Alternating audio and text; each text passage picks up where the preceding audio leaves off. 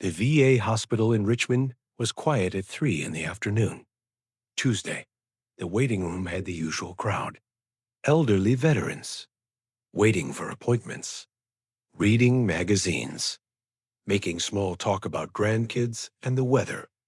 5 men sat in the far corner, not together, exactly, but aware of each other, the way soldiers are always aware, even decades after the uniform comes off.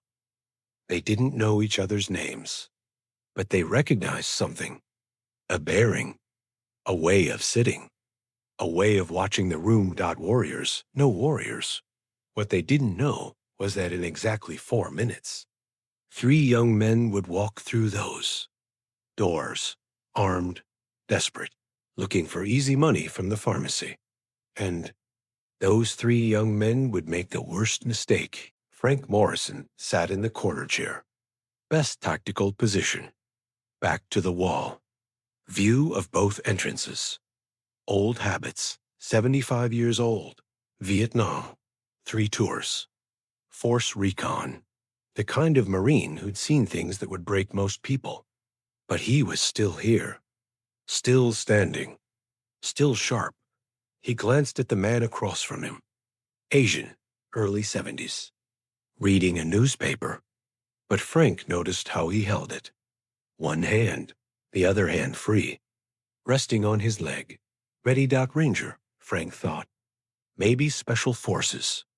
The posture was unmistakable. 2 seats down. A Hispanic man. Late 60s. Fit for his age. Very fit. The way he scanned the room. Quick, professional. Threat assessment. SEAL, Frank decided. Had to be. Near the window. A younger veteran. Well, younger relatively. Mid-60s. Reading a medical journal. But Frank saw the scars on his forearms. The way his eyes tracked everyone who entered. Combat medic. Special operations. Delta or Rangers. And in the chair closest to the pharmacy window, a black man. 70-ish. Completely still. Not fidgeting. Not restless. Just ... present. Aware. Force Recon or MARSOC. Frank knew the look. The stillness of someone who'd learned to disappear. 5 men. Combined age, 350 years. Combined combat experience, probably 20 tours. Definitely hundreds of missions. But to anyone else in the waiting room, they just looked like old men. Harmless. Weak. Past their prime. That was their first advantage. The front doors opened. 3 young men walked in. Marcus, Devin, and Tyrell. All in their early 20s. Baggy clothes. Hoods up. Hands in pockets. Frank's eyes flicked to them. Back to his magazine. But now he was watching. Everyone in that corner was watching. The 3 young men walked past the front desk. Didn't check in. Didn't sign anything. Just moved toward the pharmacy window like they belonged there. Marcus pulled out a pistol. Small. Cheap. 9mm. Everybody down. Now this is a robbery. The waiting room erupted. People screamed. Marcus pointed his gun at the pharmacy tech. Young woman. 25. Terrified. Open it. Now, all the oxy. All the painkillers. Move. She fumbled with her keys. Hands shaking. Dropped them once. Picked them up. Devin stood by the door. Lookout.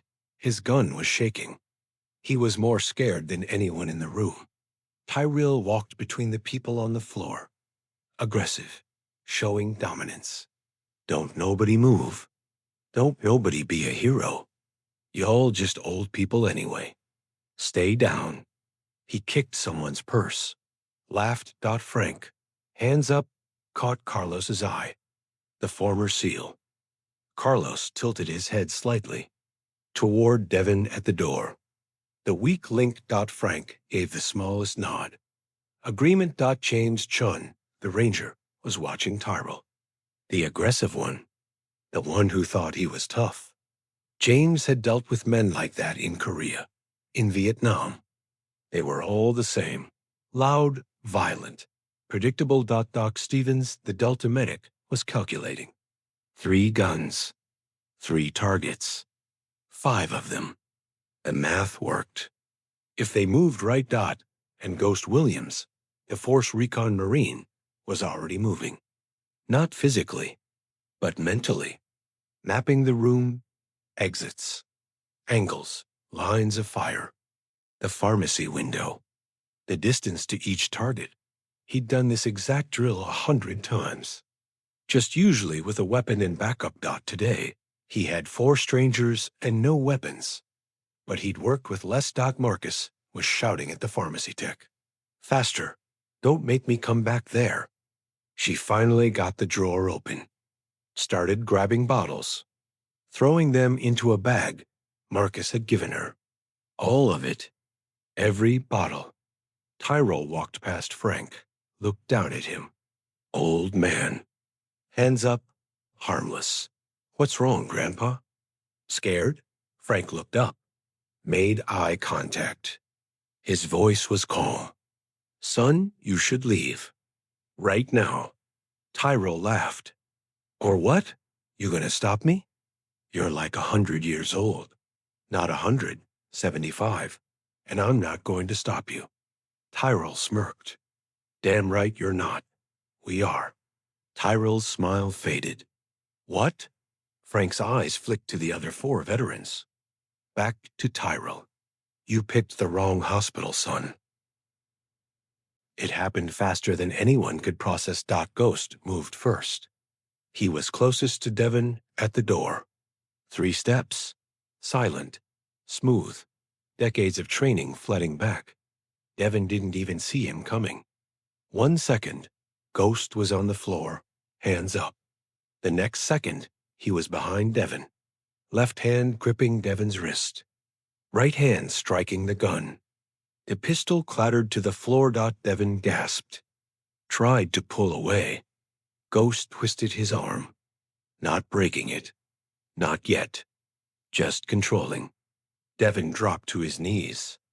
Don't move, Ghost whispered. Or I break it. Devon froze. Carlos was already moving toward Marcus. The leader. The one at the pharmacy. Carlos was 68, but he moved like 40. SEAL training doesn't fade. He covered the distance in 4 steps. Marcus heard something. Started to turn. Too late. Carlos grabbed Marcus's gun hand. Pushed it up. The gun pointed at the ceiling. Marcus's finger was still on the trigger. He fired. Bang. The shot went into the ceiling tile. Plaster dust fell, but Carlos was already spinning him, using Marcus's own momentum. Arm twisted behind his back.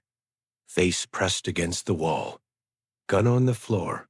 Don't move. Carlos's voice was ice. Marcus tried to struggle. Carlos increased pressure. Marcus gasped in pain. Stopped struggling. That left Tyrell. He spun around. Saw Devon on the ground. Marcus against the wall. His gun was already out. Pointed at Carlos. Let him go, ORI. James Chen hit him from the side. Low tackle. Textbook. Tyrell's gun fired. Bang. The bullet went wide. Hit a wall. They went down together. Tyrell was 20. Strong. Aggressive. But James was a ranger. 70 years old and still more dangerous than any street thug. They rolled. Tyrell tried to bring the gun around. James grabbed his wrist. Slammed it against the floor. Once. Twice. 3 times. The gun flew free. Doc Stevens kicked it away. Picked it up. Cleared the chamber. Professional. Practiced. Like he'd done it yesterday instead of 20 years ago. Tyrell threw a punch. Connected with James's jaw. The old man's head snapped back. But James had taken worse. Much worse.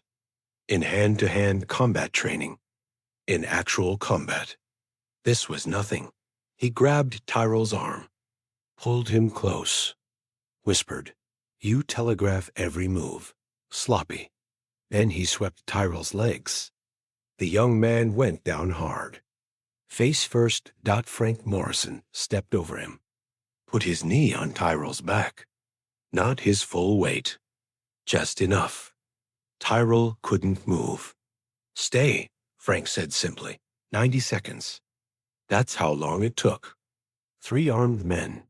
Neutralized. Disarmed. Controlled by 5 men who'd fought in wars these kids had.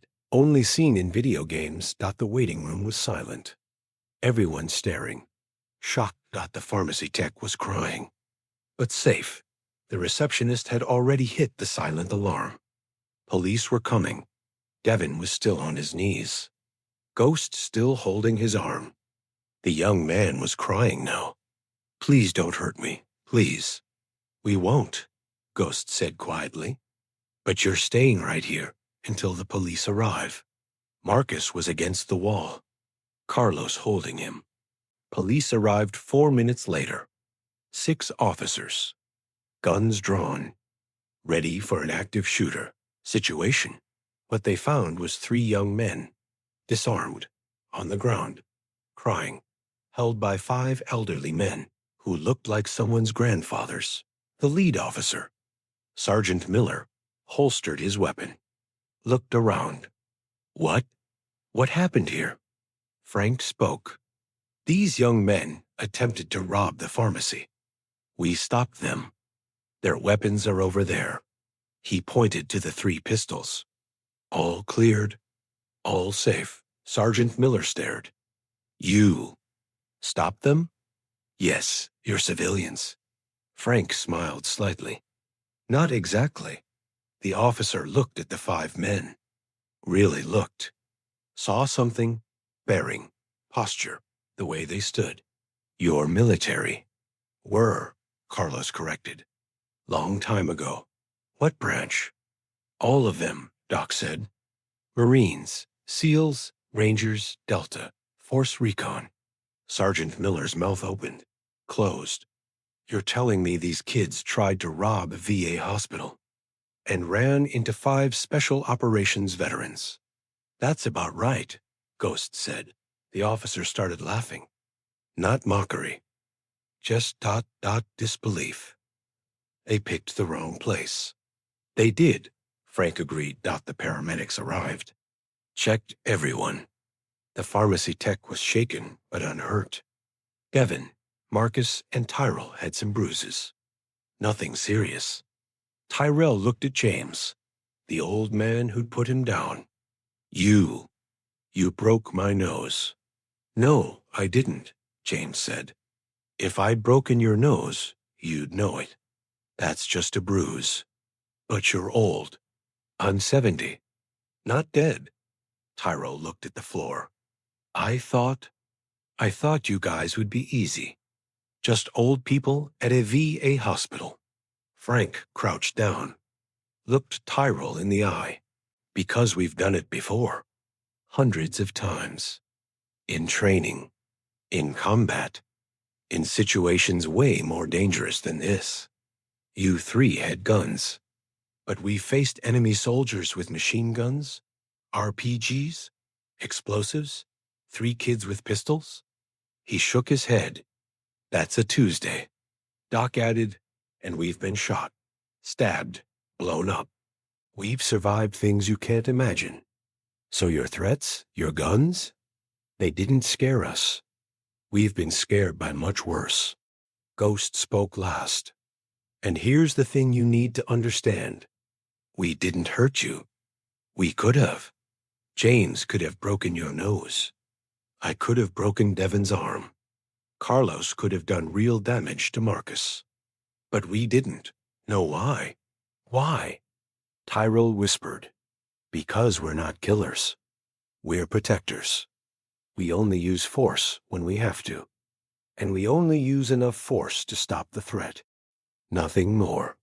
The police took Marcus, Devin, and Tyrell into custody. Armed robbery, assault, multiple charges.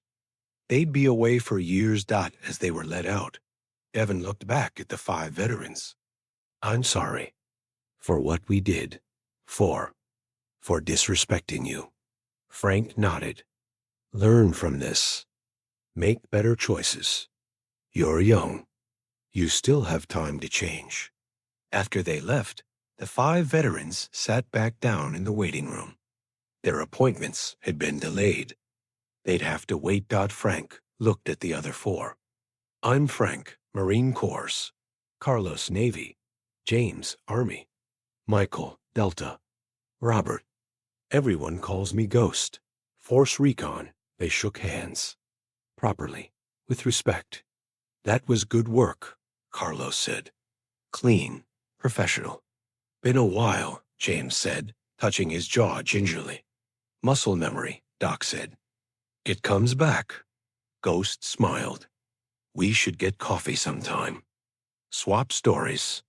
I'd like that, Frank said.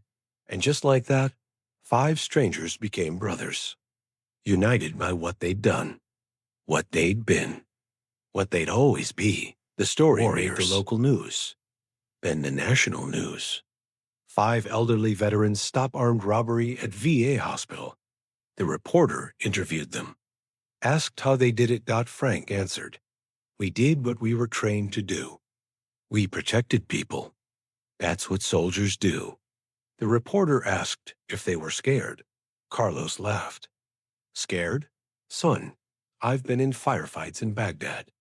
This was just 3 kids who made a bad choice. The reporter asked if they considered themselves heroes. James shook his head. No, heroes are the ones who didn't make it home. We're just the lucky ones. The ones who got to grow old. And even in old age, we remember who we were. What we stood for. The video went viral. Millions of views. Comments poured in. Never underestimate old veterans. These men are legends. The gang picked the wrong hospital. But the 5 men didn't care about fame. They had coffee together the next week. Shared stories. Became friends. Because that's what veterans do. They find each other.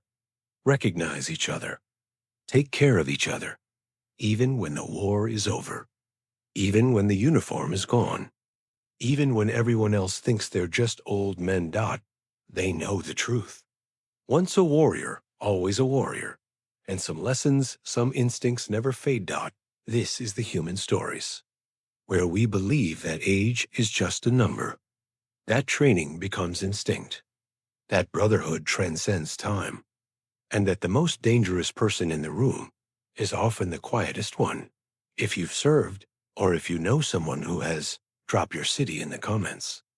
Let's honor those who never stop being warriors. Even in peace. Subscribe for more stories about courage, brotherhood, and the moments that prove some skills never die.